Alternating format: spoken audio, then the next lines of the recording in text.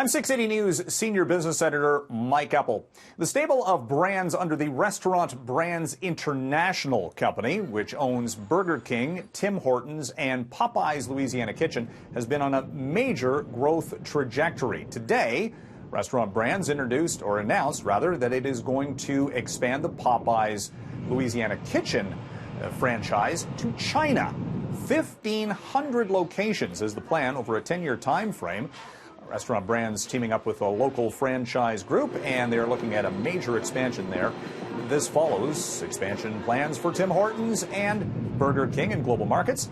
All of this propelling Restaurant Brands International stock on Bay Street today to a record high, north of $96 per share. Year to date, one of the top performers, up by 35%.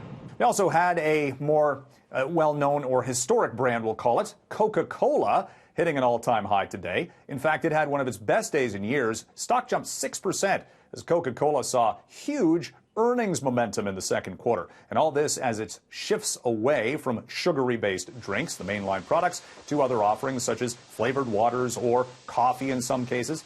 The sales and profitability at Coke up sharply in the latest quarter, $2.6 billion in earnings, and that company seeing its stock price today at an all-time high.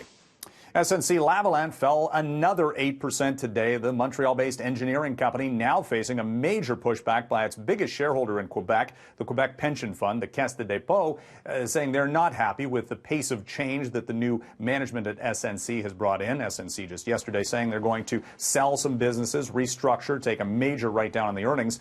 All of this, however, not fast enough, and expect more change at SNC. The stock year to date down by 52%.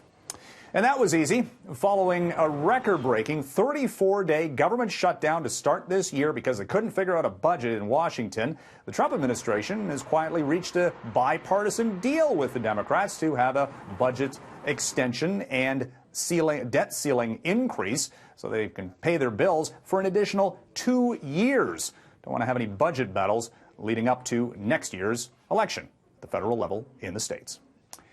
From the 680 Newsroom, I'm Mike Eppel for City News.